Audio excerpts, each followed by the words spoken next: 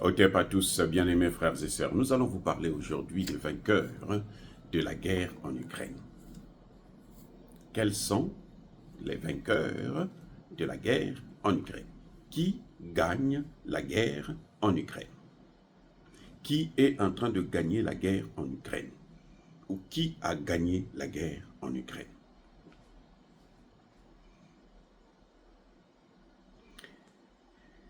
Il y a deux types de gagnants. Il y a le gagnant sur le terrain et il y a le gagnant à l'extérieur du terrain. Il y a deux types de grands gagnants.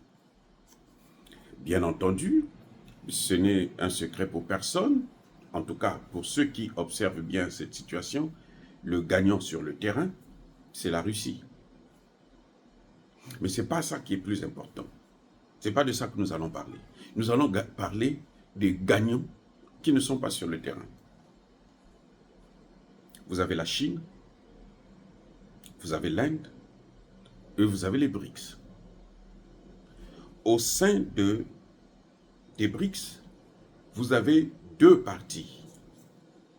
Il y a une partie qui gagne, mais qui ne veut pas gagner. Et il y a une partie qui gagne et qui sait qu'elle est en train de gagner et qui veut gagner.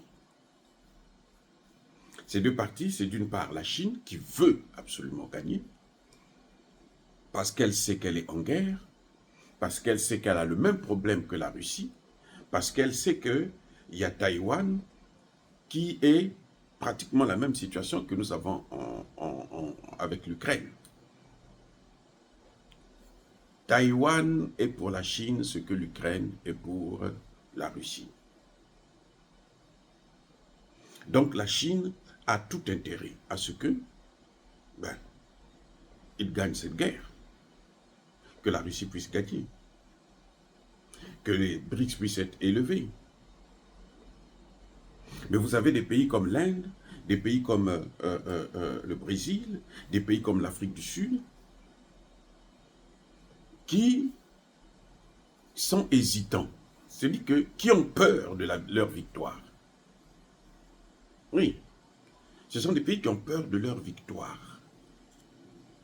Mais, c'est-à-dire qu'ils se disent toujours que l'Amérique est ce qu'elle est, l'Amérique ne doit pas tomber, nous devrons tout faire pour que l'Amérique soit toujours ce qu'elle est parce que nous commerçons, nous exportons aux États-Unis. Mais l'Inde, plutôt la Chine exporte plus que l'Inde et les autres pays là aux États-Unis. Mais elle n'a pas peur de ça. Au contraire. Parce que plus l'Amérique s'enrichit, plus l'Amérique fait la guerre. Eh oui. Plus le monde est en danger. Et ça, c'est la Chine qui a compris ça avec la Russie. C'est pour ça qu'ils se sont mobilisés pour la dédollarisation. Les BRICS ralentissent parce que n'avancent pas vite, parce que en dehors de la Chine et la Russie, les autres sont très réticents. C'est-à-dire que comme s'ils marchaient sur des œufs, parce qu'ils ont peur des représailles, surtout que Donald Trump est arrivé et Donald Trump promet la guerre commerciale. Donc ils ont peur des représailles. Vous voyez? Mais la Chine et la Russie, non. Ce sont des grands bénéficiaires, oui. Dans les BRICS, au sein des BRICS, ils sont engagés. Maintenant, de l'autre côté aussi, il y a un vainqueur. Ce sont les États-Unis d'Amérique. Les États-Unis sont les plus grands vainqueurs de cette guerre. L'Union européenne, l'Union européenne et l'Ukraine, ce sont les perdants. Pourquoi je dis que les États-Unis sont les vainqueurs? Mais c'est simple. Il n'y a qu'à regarder ce qui est en train de se passer.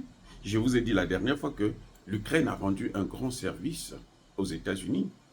Ce service, c'est celui de permettre aux États-Unis de vider ses stocks et de faire d'autres stocks avec de nouvelles armes. De donner aux États-Unis un terrain pour expérimenter ces armes. Les Abrams, là, on ne les utilisait plus aux États-Unis. Parce que les dernières guerres que les États-Unis ont faites, ce sont des guerres aériennes. Ils viennent, ils bombardent les écoles, les hôpitaux, les cités, ainsi de suite. Et puis bon, ils font le nombre de morts très élevé. Et puis bon, ils repartent. Ils n'envoient pas des troupes au sol. Donc, qui va utiliser les chars? Les chars, c'est pour les troupes au sol. Donc, les Abrams, on ne les utilise plus. C'est en Ukraine qu'on les a encore utilisés. Et c'est en Ukraine que les Abrams ont démontré que ne font pas le poids devant ce que les Russes ont. Au point, ils ont demandé même de les retirer. Les F-16, on a beaucoup parlé des F-16. Mais les guerres que les F-16 auxquelles on a utilisé les F-16, c'est l'Irak, c'est la Libye, c'est la Syrie et l'Afghanistan, tout ça. Donc, ce sont des guerres où eux, ils viennent, ils n'ont pas d'adversaire, en fait. Ils ont en face d'eux des populations civiles. Ils viennent, qu'ils massacrent comme ils veulent, et puis ils s'en vont. Et on ne peut pas connaître qu'est-ce qu'un F-16. Est-ce que c'est un avion qui fait le poids? Le premier F-16 qui a décollé en Ukraine, il a été abattu par un Sukhoi 57. Ils étaient obligés de mentir que c'est un accident. Non, ce n'était pas un accident, il a été abattu par le 57. Vous voyez? Donc, ça a montré que ce n'est pas efficace. Le système de défense, c'est pareil. Donc, les États-Unis se sont débarrassés de tout ça. Maintenant, ils vont travailler sur de nouvelles. Il faut le financement. Et le financement, ça passe par l'argent en Ukraine. C'est-à-dire que chaque fois qu'on prend un budget, on envoie une certaine somme en Ukraine, 90% reste aux États-Unis pour relancer justement le secteur, l'industrie militaire américaine, dans le but justement de renflouer les caisses, refaire les stocks. Regardez là, à peine hier, Joe Biden demande au Sénat de donner encore une enveloppe de 24 milliards de dollars à l'Ukraine. Ils sont en train de s'engager là en ce moment. Est-ce que Trump va freiner ça? Parce que apparemment, sur le dossier ukrainien, Joe Biden travaille, le conseiller en tout cas à la sécurité de Joe Biden, Jack Sullivan, travaille avec le conseiller à la sécurité, le futur conseiller à la sécurité de Donald Trump, un certain Mike Waltz. Il n'est pas encore en place parce que le Congrès n'a pas encore approuvé, mais en tout cas, c'est celui qu'on a proposé. Alors, il travaille déjà sur ça. Et vous avez aussi Elon Musk qui est sorti pour dire, mais voilà, encore une autre somme qu'on va jeter par les fenêtres. Mais dans ces 24 milliards que Joe Biden demande, comment ça va être reparti? 16 milliards qu'on va prendre, on va donner à l'industrie d'armement pour que cette industrie-là puisse refaire les stocks. Les 24 milliards qui sont en train de vouloir voter là, au Congrès américain. 16 milliards vont aller à l'armement. Et 8 milliards qui vont rester.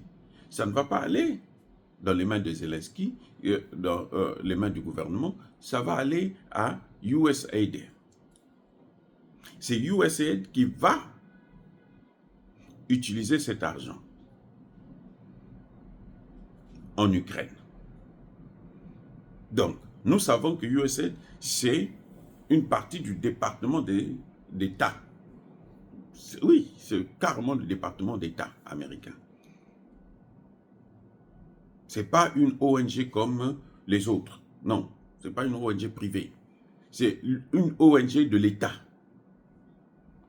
Il y a le département d'État et il y a l'ONG de l'État.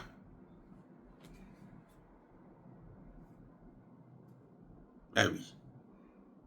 Donc, cet argent on le voit très bien, ça revient, ça reste aux États-Unis.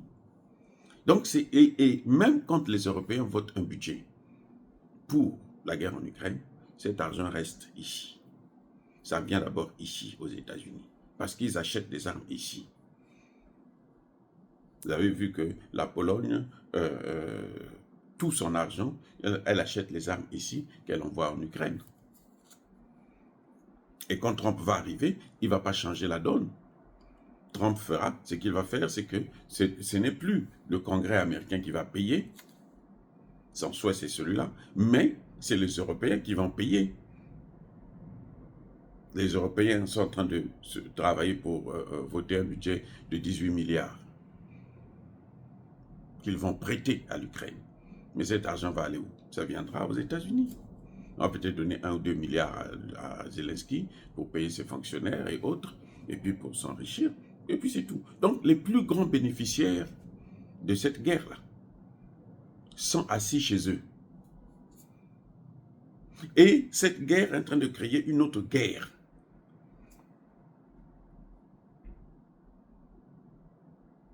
Oui, celle de la dédollarisation. Voilà, bien-aimés frères et sœurs. Donc, Zelensky est le plus grand perdant, l'Europe est la plus grande perdante. L'Europe, quand je parle de l'Europe, on inclut la Grande-Bretagne. Oui, la Grande-Bretagne, je voulais parler de l'Union européenne, quoi. Ce sont les plus grands perdants de cette guerre. Les bénéficiaires de cette guerre, c'est la Chine, c'est la Russie, c'est les États-Unis. Et il y a des pays, des BRICS, qui ne veulent pas être aussi parmi les grands bénéficiaires, qui essaient de tirer un peu les ficelles vers le bas parce qu'ils ont quelques petits intérêts ici aux États-Unis. Dire cela, c'est inciter à la haine. Non, soyez bénis, abondamment bénis par le Dieu de Kémité, par nos ancêtres, je disais. Vive l'Afrique éternelle, j'ai dit et j'assume.